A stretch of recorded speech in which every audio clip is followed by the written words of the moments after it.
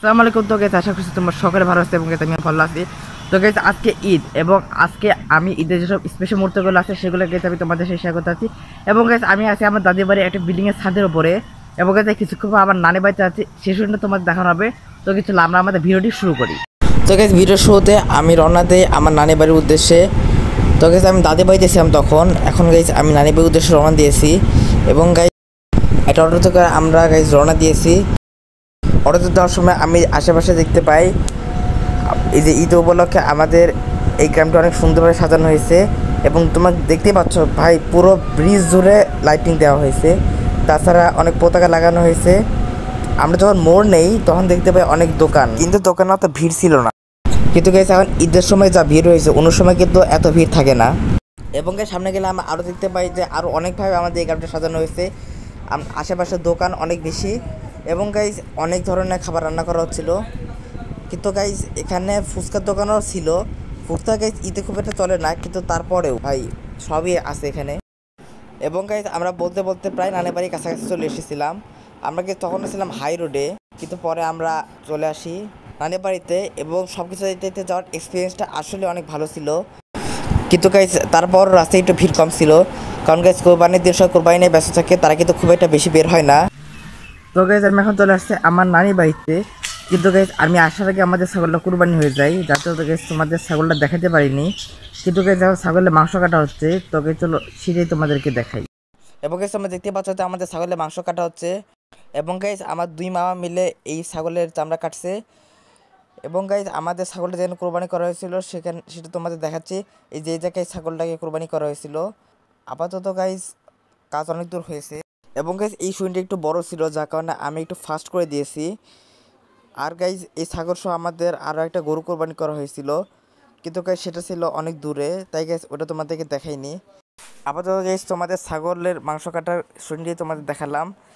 এবং গাইজ এখানে একটা পানিও রাখা আছে, কোনো প্রয়োজনে লাগতে পারে। আমি যেহেতু রেকর্ডিং করছি সেটা একটু সমস্যা আছে, আমার ভয়েস কিন্তু একটু বাধা বাধা আসতে পারে, তোমরা একটু অ্যাডজাস্ট করে নিও। এবং গাইজ আজকে কিন্তু অত মানুষ নাই, কারণ গাইজ সবাই কোরবানি নিয়ে ব্যস্ত আছে এবং গাইজ আমরা এখন কোরবানি নিয়ে ব্যস্ত আছি। এরপর আমি বেরিয়ে যাই বাইরে দেখতে যে বাইরে কি কি অনুষ্ঠান করা হচ্ছে। এবং গাইজ আমি এখন তোমাদের যে বাইরে দেখাচ্ছি সেটা গাইজ এখানকার একজন বাড়ি আছেন এবং গাইজ এই বাড়িতে আসলে অনেক কিছু আছে, সেটাও গাইজ তোমাদেরকে দেখালাম। এবং গাইজ সামনে গিয়ে দেখি আর কি কি আছে।